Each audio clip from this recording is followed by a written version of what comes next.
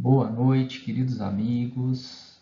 É um grande prazer estarmos juntos novamente nesse nosso curso do Livro dos Espíritos, do Allan Kardec Rio Preto, 2021.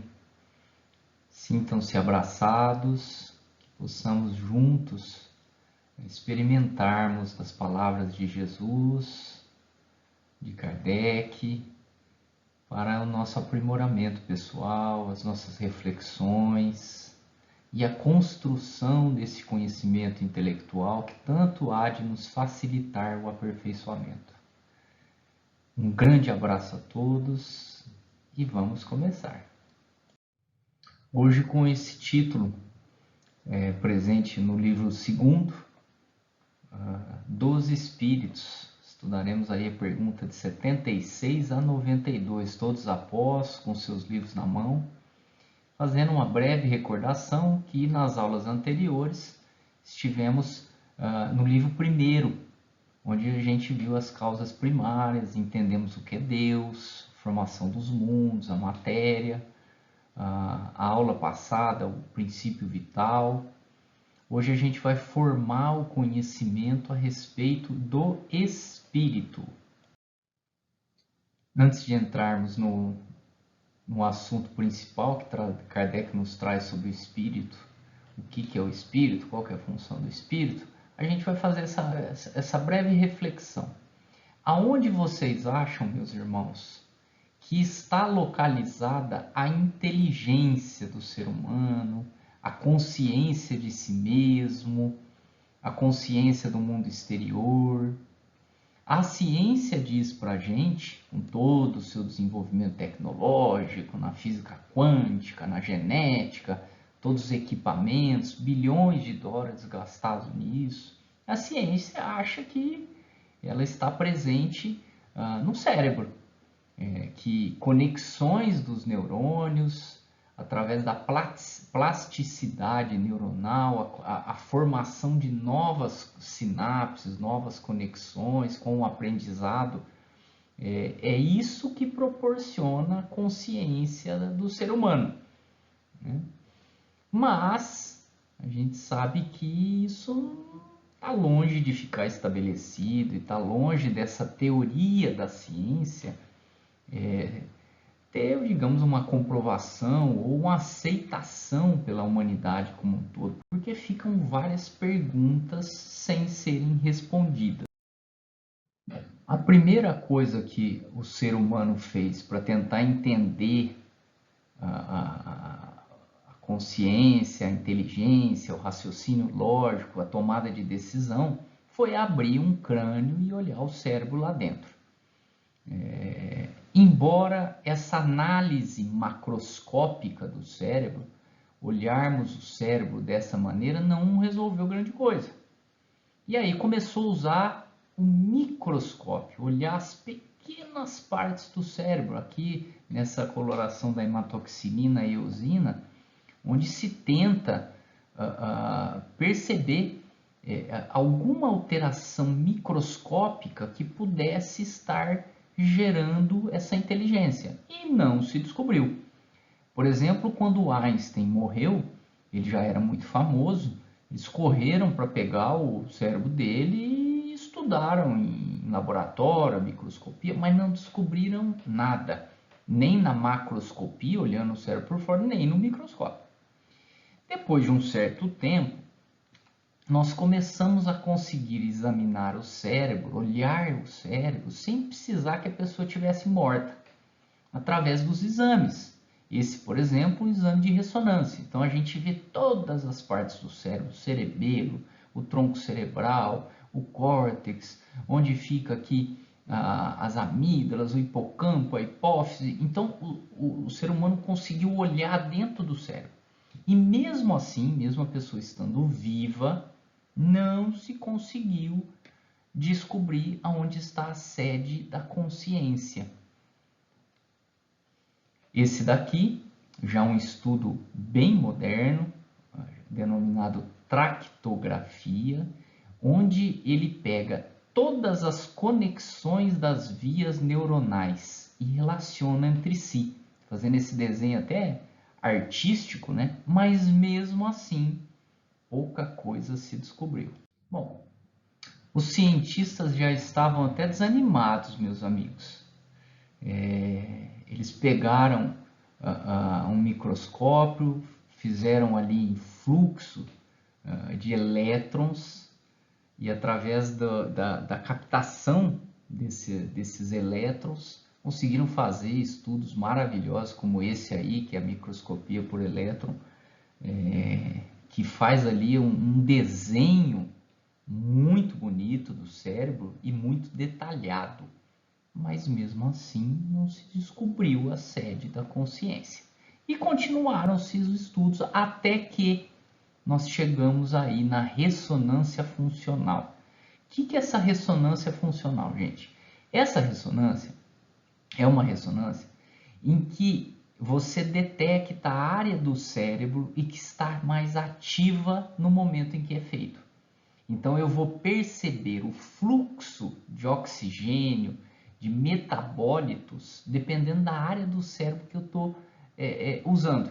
Então se eu estiver, por exemplo, usando a visão, eu vou ativar a área occipital, a fala, a área parietal do lado esquerdo e outras áreas de conexão. Então, dependendo do que a pessoa está fazendo, até por exemplo a meditação, notou-se que estimula muito a área da pineal, né, relacionada à nossa espiritualidade, até a mediunidade. E aí percebeu-se uma diferença no cérebro das pessoas. Percebeu-se que pessoas que tinham, por exemplo, o jeito para música, o cérebro brilhava, né, ele aparecia essa alteração em lugares diferentes do cérebro da pessoa que não sabe nada de música. E aí falou, opa, peraí, aqui tem uma diferença. O Einstein era tão inteligente, ou as pessoas inteligentes, porque elas usam melhor uma área do cérebro. E aí começou-se a achar realmente que a consciência tivesse no cérebro, né? Mas nada se passa do que apenas a observação de um efeito. É que nem a gente pegar um carro, uma Ferrari e um Fusca, e nós percebermos que nenhum dos dois vai chegar de Rio Preto a São Paulo, nem mais rápido, nem mais devagar, se não tiver um motorista. Então, a capacidade que se analisa na ressonância funcional, por exemplo, a qualidade musical, a inteligência, nada mais é do que uma Ferrari. A pessoa reencarnou com uma Ferrari, a outra reencarnou com um Fusquinha. Então, o cérebro ele vai dar uma capacidade maior a essa pessoa, mas não se identifica da onde vem o desejo, a inteligência, o conhecimento da vida, a consciência de si, a consciência do mundo. Identifica-se área no cérebro onde essa é a memória, essa é a lógica, esse é o cálculo, esse é o emocional, mas não se sabe como que o funcionamento disso tudo traz a consciência para as pessoas. De forma que hoje em dia a gente tem grandes avanços tecnológicos, como dissemos, e grandes pesquisadores. Esse aqui, por exemplo, é um conceituadíssimo pensador dos nossos dias. Ele é um psicólogo, por anos ele comandou lá o Centro de Neurociência da Harvard, com pesquisas, e ele lançou esse livro que ficou famosíssimo e é um best-seller mundial, chamado Novo Iluminismo. A gente lembra que o iluminismo lá dos anos 1700, 1800, foi aquele movimento intelectual que valorizava a ciência, a racionalidade crítica, ou seja, afastando daqueles dogmas da igreja, o questionamento filosófico. E esse autor, ele chama a nossa era de novo iluminismo, porque além disso tudo, ainda existe a tecnologia que possa ajudar o homem no desenvolvimento. E aí ele defende no livro os avanços da humanidade.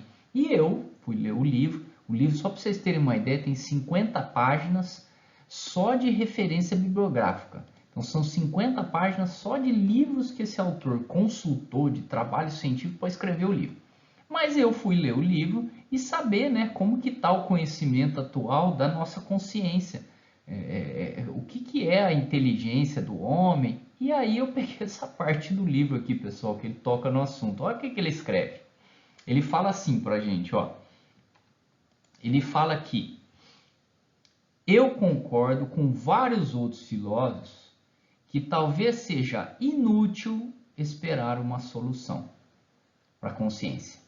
Precisamente porque é um problema conceitual, ou mais exatamente, um problema com os nossos conceitos.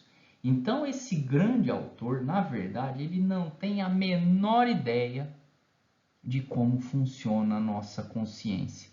E aí ele fala que talvez isso nunca vá ser solucionado.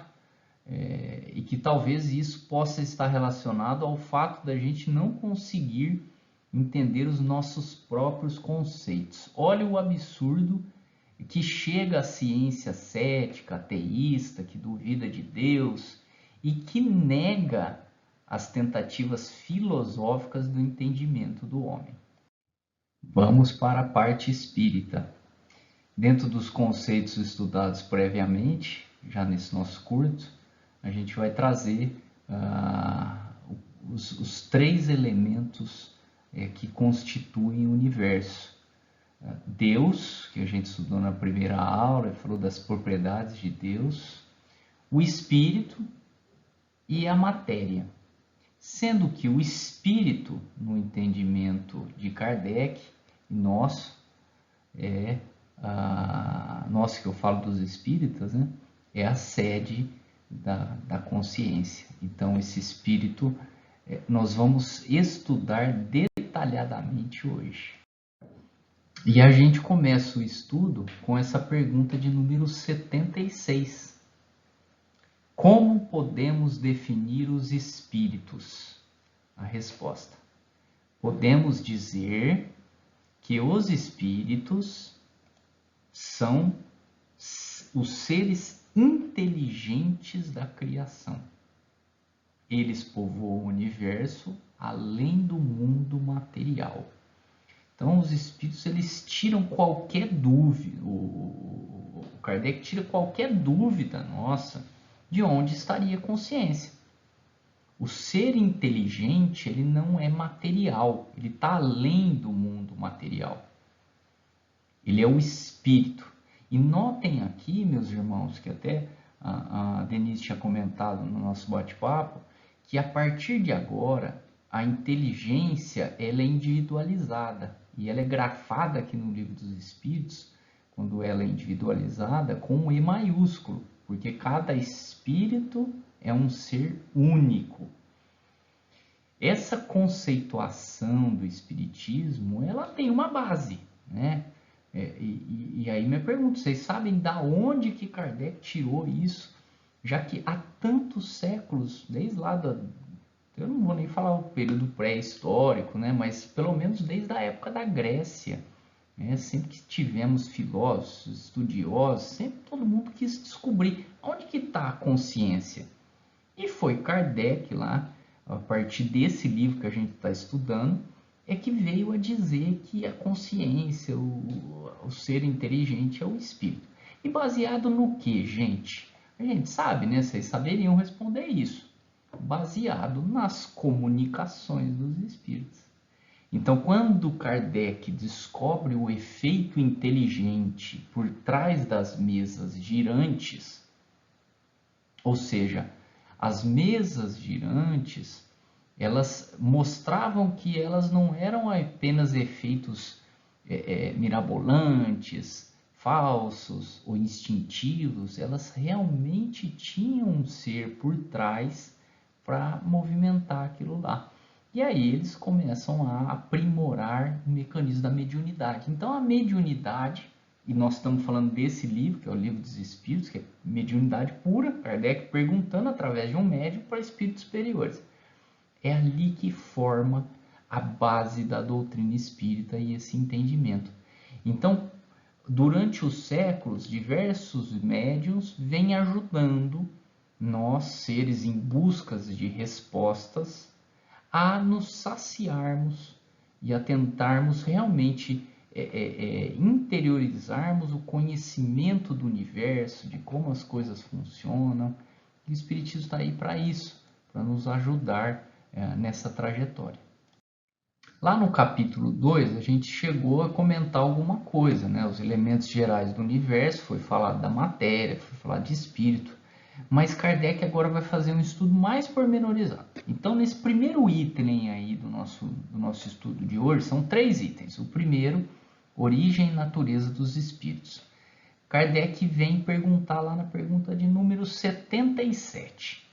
Os espíritos são seres distintos da divindade? Ou não seriam mais do que emanações ou porções da divindade? Por que essa razão chamados filhos de Deus? E aí os espíritos dão uma resposta não muito amistosa, né? Meu Deus, são só obra. Então é como se os espíritos já tivessem cansado da repetição de Kardec. Porque Kardec já havia perguntado várias vezes, e os espíritos já tinham respondido que Deus é uma coisa única, é o Criador, e todo o resto é sua criação. O espírito como ser inteligente e a matéria como algo brutalizado, sem vida e sem inteligência, né? Então os espíritos dão aí meio que um chega para lá em Kardec, mas era a tática de Kardec, né? Ele perguntava para muitos espíritos em lugares diferentes e com vários médios para realmente formar o entendimento mesmo, que é o entendimento universal do conhecimento espírita.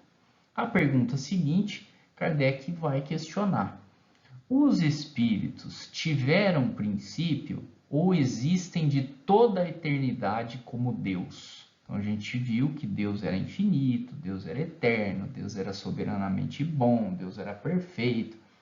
Kardec quer saber se esses espíritos também são infinitos, eternos. E eles respondem: se os espíritos não tivessem tido princípio, seriam iguais a Deus. Ou seja, tem um Deus, esse Deus é o Criador e foi Ele que nos fez. Então o Espírito ele tem um ponto de partida. E aí, a pergunta 79. Uma vez que há 2 elementos gerais no universo, o inteligente e o material, poderíamos dizer que os espíritos são formados do elemento inteligente, como dos corpos inertes são formados do material? Respondem: é evidente, os espíritos são individualizações do princípio inteligente. É a maneira desta formação que desconhecemos. Então, como Deus criou o espírito, nós não sabemos. Então, de onde vêm os espíritos, meus irmãos? De Deus. Como eles nasceram? A partir de Deus. E como foram formados, infelizmente não temos conhecimento suficiente para entender isso. Vamos seguir em frente, gente. Aí, ó. Ainda no item 1, origem e natureza dos espíritos, tentando entender como que é o espírito, qual é o funcionamento dele, a origem, a natureza, né? Kardec pergunta na pergunta 80, a criação dos espíritos é permanente ou verificou-se apenas na origem dos tempos? É permanente, o que quer dizer que Deus jamais cessou de criar. Então a produção, a criação, tanto material quanto espiritual, ela é contínua pelo Pai. A pergunta 82. É certo dizer que os espíritos são imateriais? Resposta. É uma matéria quintessenciada, para a qual não dispondes de analogias. É tão eterizada que não pode ser percebida pelos vossos sentidos. Dizemos que os espíritos são imateriais, porque a sua essência difere de tudo o que conhecemos pelo nome de matéria. Então, pessoal, como se dá a criação dos espíritos? Ela se dá continuamente. Nós estamos num grau evolutivo, existem espíritos menos evoluídos, espíritos mais perfeitos, existem espíritos próximos a Deus, é uma coisa contínua. E a composição desses espíritos? Imaterial, ou seja, nós não temos nada a ver com a matéria. Uma vez que ela é individualizada, a gente chama de espíritos. Mas Kardec não estava satisfeito com todas essas explicações do plano espiritual. E aí ele vem com essa pergunta 83, que a gente vai chamar a atenção agora. Os espíritos vão ter um fim? Compreende-se que o princípio de que eles emanam seja eterno. Então, compreende-se que eles nasçam de Deus. Mas o que perguntamos é se a sua individualidade terá um termo, ou seja, se o espírito vai ser eterno. Num dado tempo, mais ou menos longo, o elemento de que são formados não se desagregará e não retornará à massa de que saiu, como acontece com os corpos materiais? E aí Kardec fala, é difícil compreender que uma coisa que teve começo não tenha fim. Então a gente lembra aqui, no nosso bate-papo lá de Deus, que a proposta para a criação do mundo material seria o Big Bang. A partir dessa explosão, o mundo teria sido formado e ele está em expansão contínua. Só que a gente lembra que essa teoria não explica o que havia antes do Big Bang. Era uma grande massa sólida, era uma energia, isso não explica. Né? E a gente sabe que Deus criou o universo. Deus é infinito, pois o universo é infinito. Então os espíritos mais uma vez dizem a Kardec, nós te dizemos que a existência dos espíritos não tem fim. É tudo o quanto podemos dizer por enquanto. Então, gente, tem algumas coisas que a nossa capacidade de entendimento, infelizmente, não torna possível a elucidação do conhecimento. Que nem a gente falou, não é nem que o espírito está escondendo coisa da gente. Vamos esconder porque eles têm que descobrir isso lá na Terra. Não. Às vezes os próprios espíritos superiores que estão nos orientando também não têm esse conhecimento. Às vezes nos falta a visão que falta ao cego de nascimento. Ele não vai experimentar a provar a visão, ele vai ter desenvolvido outras coisas, o tato, o paladar, o olfato, mas a visão ele não tem como, então fica difícil para a gente entender. Mas o que a gente precisa levar de importante é realmente saber que nós partimos de Deus, que Deus criou e que nós seremos, como princípios individuais, como pessoas eternas. Então, mais uma vez, lembrando esse fluxograma.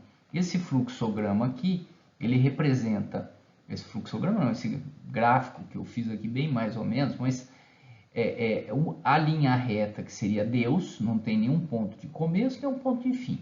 Ele é eterno, então ele vai para lá infinitamente e vem para cá infinitamente. E nós, os espíritos, que nos baseamos, nos partimos a partir de Deus e também não temos fim, nós somos eternos. Então, essa é a concepção espírita do ser inteligente que é o espírito. Entendido estes conceitos sobre a natureza dos espíritos, vamos partir para o mundo normal ou primitivo. O que será que é esse item 2 do capítulo? Vamos aí à pergunta de número 84. Os espíritos constituem um mundo à parte? Além daquele que vemos? Sim. O mundo dos espíritos ou das inteligências incorpóreas?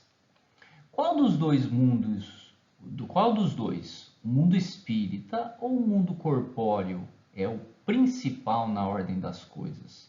O mundo espírita. Ele preexiste e sobrevive a tudo. Então aqui os espíritos deixam muito claro, meus irmãos, que a vida verdadeira é a vida espiritual. Aqui a gente tem uma ilustração do filme do Nosso Lar, onde a gente vê o Palácio da Governadoria, a gente vê o André Luiz, Ulisses, e aqui nós não estamos vendo o espírito espírito do André Luiz e do Ulisses. A gente fala que é o espírito, porque ele não está encarnado. Mas, na verdade, o que a gente vê mesmo é o perispírito do André Luiz e do Ulisses. E eles estão, segundo esta passagem aqui do Livro dos Espíritos, no ambiente verdadeiro deles, onde é a casa realmente espiritual, que não é este mundo material. A pergunta de número 86, ele pergunta aos espíritos: o mundo corpóreo poderia deixar de existir ou nunca ter existido, sem com isso alterar a essência do mundo espírita? Sim, eles são independentes e, não obstante a sua correlação é incessante, porque reagem incessantemente um sobre o outro. Então, para que o universo seja perfeito, o espírito, a inteligência primitiva e a inteligência diferenciada, individualizada, ela tem que começar lá do começo. E para que se desenvolva, é fundamental a presença da matéria. Então, tudo tá conectado. Mas, realmente, é muito mais importante a vivência espiritual. Então, se não tivesse mundo material, também haveria de seguir em frente e ter a progressão de outras maneiras, como provavelmente existem em outros mundos. Que a gente estudou que cada mundo fornece aos seres inteligentes determinado tipo de matéria que esses seres vão se utilizar para seguir o seu caminho. Então, nessa passagem do Evangelho segundo o Espiritismo, Kardec vai trazer mais informações sobre a verdadeira vida. Diz lá no nosso Evangelho, no capítulo titulado de Estranha Moral, a vida espiritual é, com efeito, a verdadeira vida. É a vida normal do espírito, sendo-lhe transitória e passageira a existência terrestre, espécie de morte se comparada ao esplendor e atividade da outra. O corpo não passa de simples vestimenta grosseira que temporariamente cobre o espírito, verdadeiro grilhão que prende a gleba terrena, no qual se sente ele feliz em libertar-se. Meus amigos, embora tenhamos que preservar a nossa vida na Terra, e para isso a gente tem um instinto, né, que é o instinto de preservação, a gente tem que valorizar a oportunidade que Deus nos deu de estarmos aqui, enquanto tantos semelhantes a nós procuram a mesma oportunidade. Mas a gente, na verdade, a gente está preso aqui, que nem Kardec fala, é um verdadeiro grilhão que nos prende à Terra. Porque o nosso espírito, ele é cheio de potências, de potencialidades.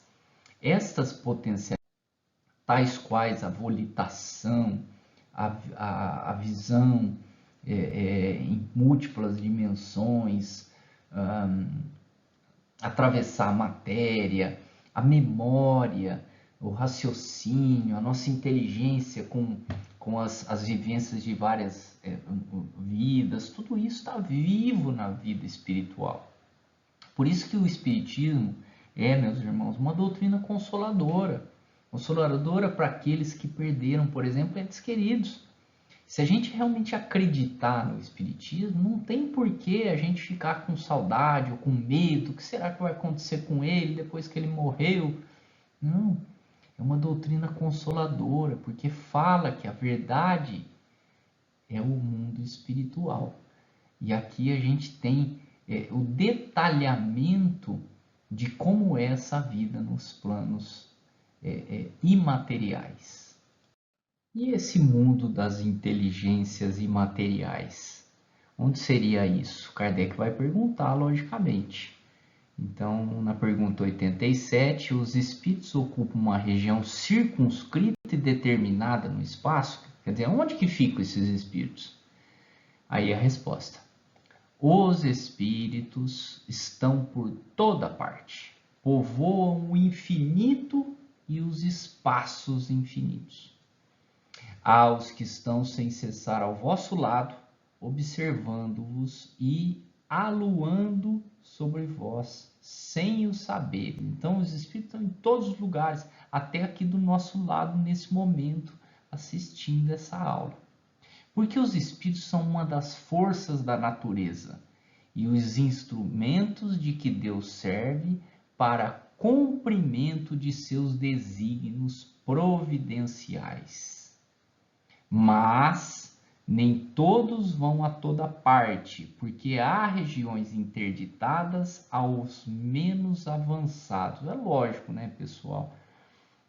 Para que a gente desfrute da potencialidade, nós temos que ter capacidade para isso. É que nem pegar uma criança de 4 anos e falar, ó, pega o carro ali, vai lá na padaria, compra um pão, compra um sorvete para você, depois você volta para casa. Nós não podemos fazer isso e nem a criança vai conseguir, né?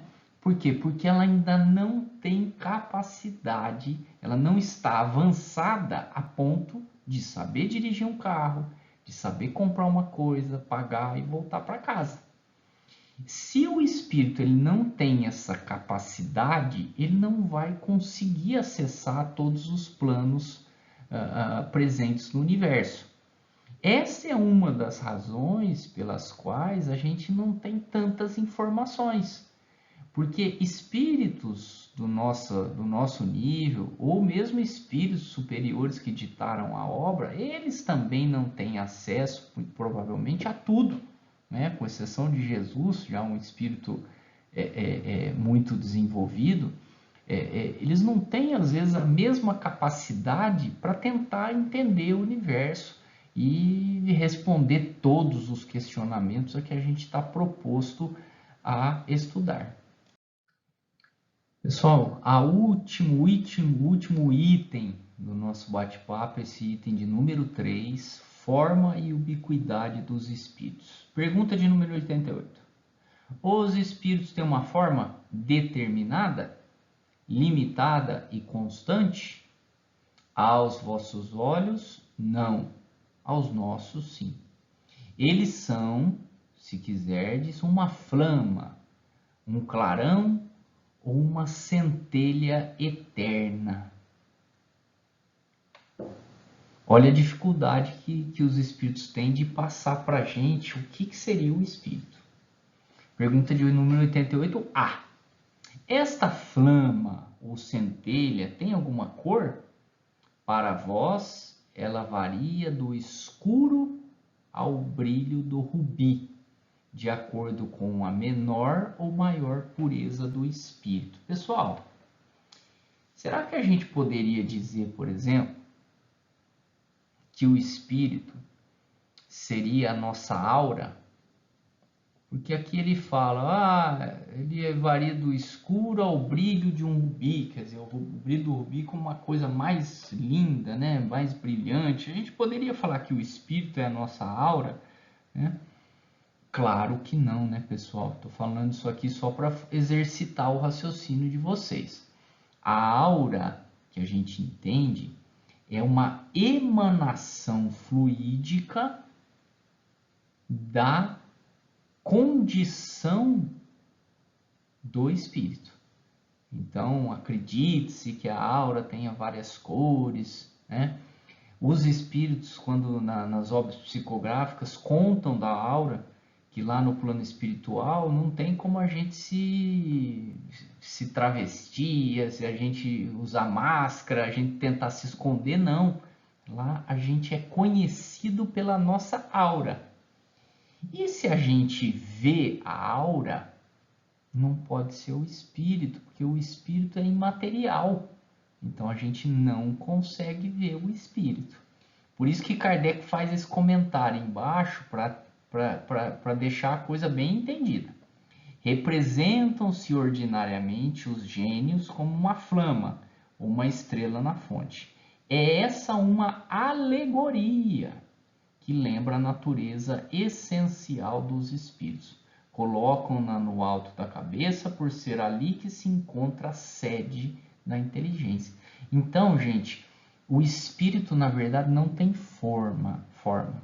É como nós vimos lá naquele desenho, lá naquela foto do nosso lar. A gente está vendo o perispírito. O espírito é imaterial e, infelizmente, aos nossos olhos, impossível de ser visto. Kardec, curioso, vem perguntar aos espíritos. Pergunta 89. Os espíritos gastam algum tempo para cruzar o espaço? Sim, mais rápido como pensamento. Então, a locomoção dos espíritos é através do pensamento. Na nossa discussão da semana retrasada, semana passada, né, se perguntou como que o espírito ele constrói o palácio lá no nosso lar, as florestas, através do pensamento. Como ele se locomove? Através do pensamento. Por quê? Porque o mundo lá é imaterial. Então, o pensamento é uma ferramenta que o espírito usa para conseguir produzir aquilo que ele quer.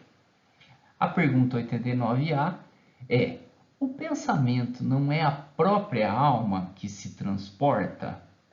Resposta: quando o pensamento está em alguma parte, a alma também o está, pois é a alma que pensa.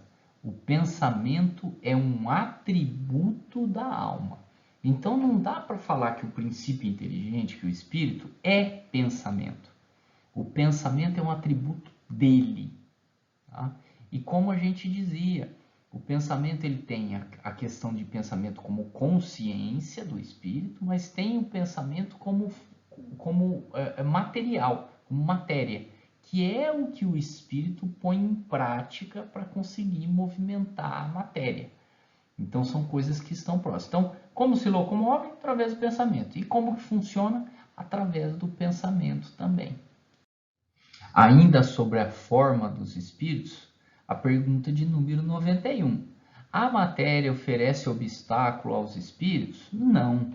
Eles penetram tudo. O ar, a terra, as águas, o próprio fogo lhes são igualmente acessíveis.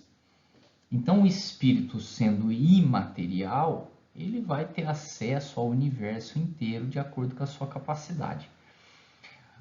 O mundo material, seja o mundo material bruto, que é esse mundo da Terra, seja o mundo material etéreo, que é o mundo onde a gente fica como espírito com a nossa carcaça, que é o perispírito.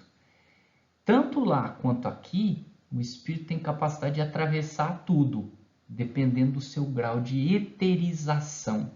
Quanto mais desenvolvido, quanto mais superior, ele tem menos matéria. Então ele penetra com mais facilidade.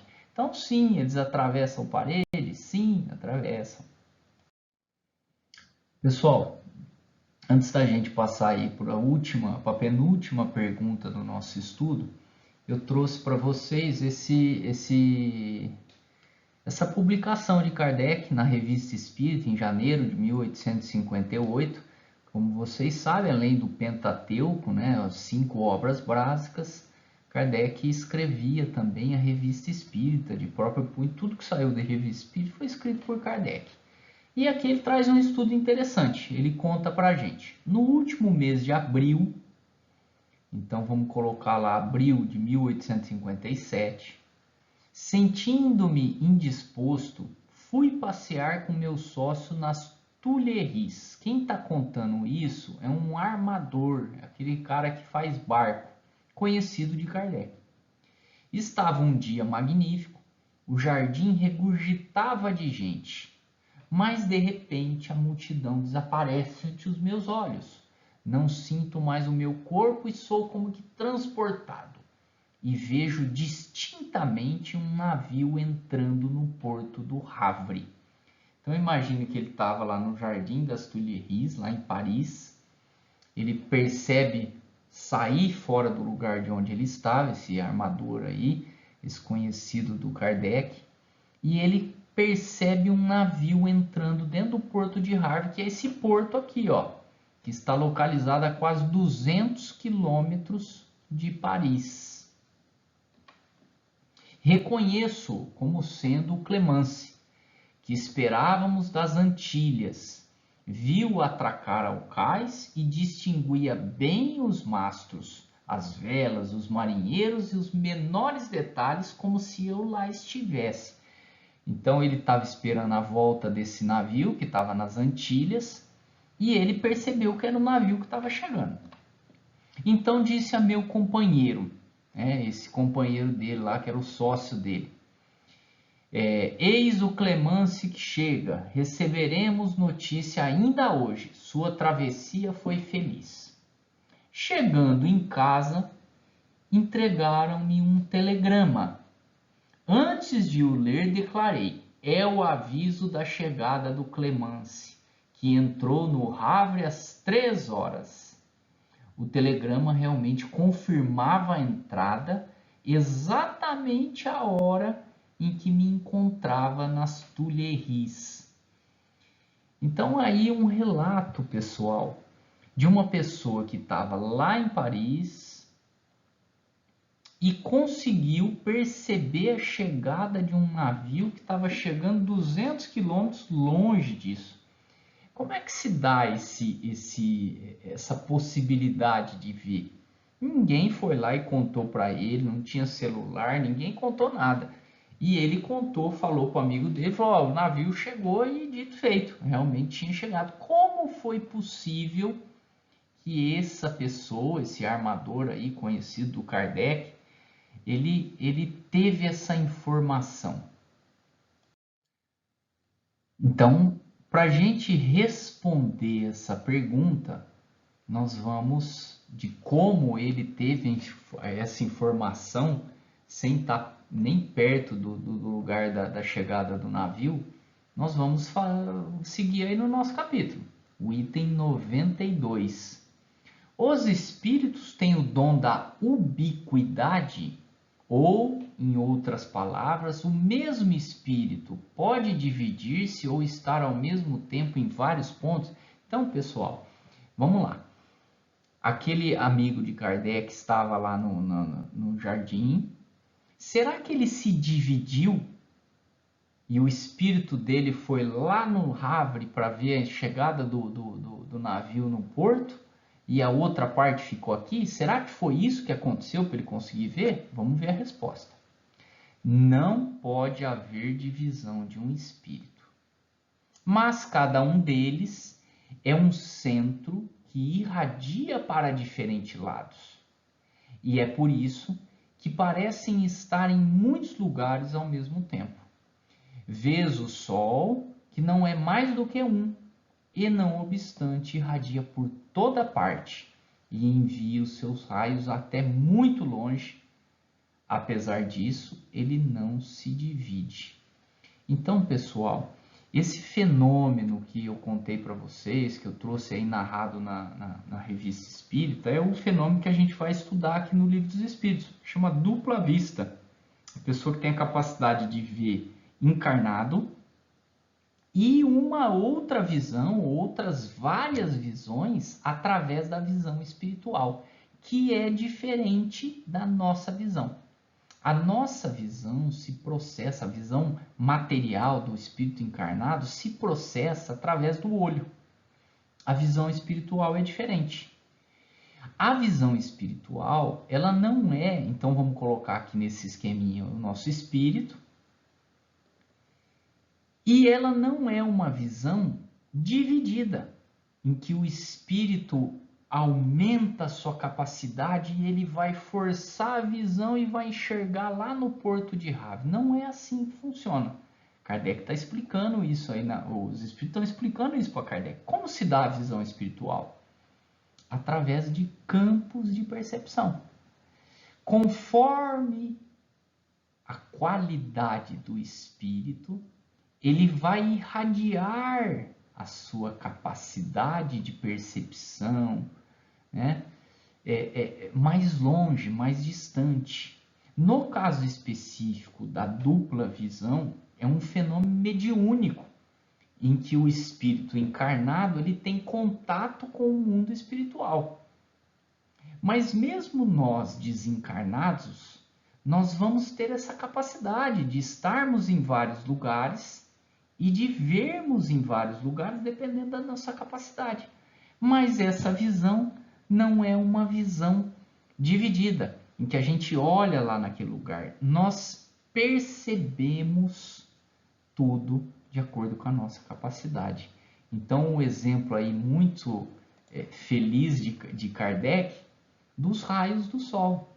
O Sol está em todos os lugares sem se dividir, pela sua grandiosidade e a irradiação das luzes solares. E a última pergunta, né? Pergunta de número 92, concluindo o nosso estudo de hoje. Todos os espíritos irradiam com o mesmo poder? Bem longe disso. O poder de irradiação depende do grau de pureza de cada um. Então, dependendo da minha capacidade de amar ao próximo, eu vou conseguir irradiar mais distante, ter percepções maiores, ter maiores entendimentos conforme a minha progressão.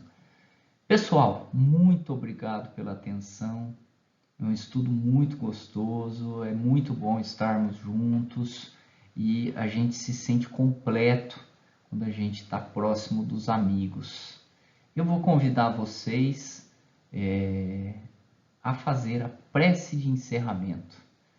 Mais uma vez, muito obrigado, bons estudos, mantenham-se firmes, tentem ler as aulas antes, isso é importante. E as dúvidas, como sempre, podem ser esclarecidas através do nosso WhatsApp ou mesmo aqui no canal do YouTube. Vamos lá? Fechar os nossos olhos, entrar realmente em contato com o mundo espiritual. Senhor Jesus, neste momento cremos em Ti. Acreditamos nas Suas palavras e nas Suas verdades. Através da fé raciocinada, podemos ter certeza da Tua vida. Senhor Pai, protege a todos nós. Traga aos nossos lares o sentimento de paz,